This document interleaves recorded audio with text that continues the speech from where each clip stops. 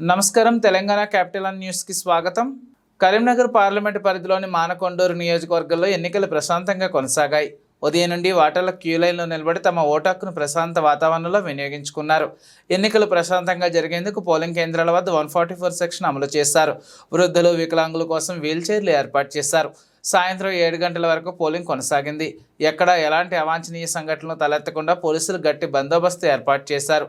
మానకొండూరు నియోజకవర్గంలో పచ్చనూరు గ్రామంలో స్థానిక ఎమ్మెల్యే డాక్టర్ కల్వంపల్లి సత్యనారాయణ కుటుంబ సమేతంగా హాజరై ఓటును వేయడం జరిగింది.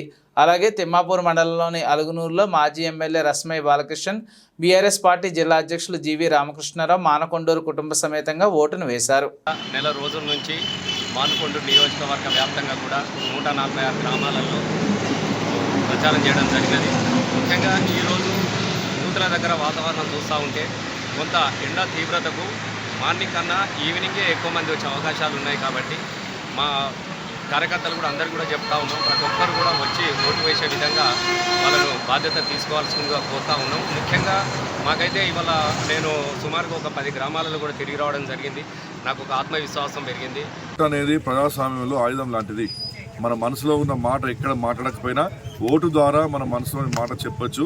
ఈరోజు మీ యొక్క ఓటుని మీరు సద్వినియోగం చేసుకోవాలి. ఏ ఒక్క వ్యక్తి కూడా ఓటు వేయకుండా ఇంటి ఉండడానికి వీల్లేదు. ఇవాళ ఎంతమంది ఓటు ఎక్కువ మంది వేస్తే అంత ప్రజాస్వామ్యం మన దగ్గర బతుకున్నట్టు. అందులో భాగంగానే అందులో నుంచే మన గాథలు బయటకు వస్తాయి. కాబట్టి ఈరోజు మీరు అందరూ ఓటు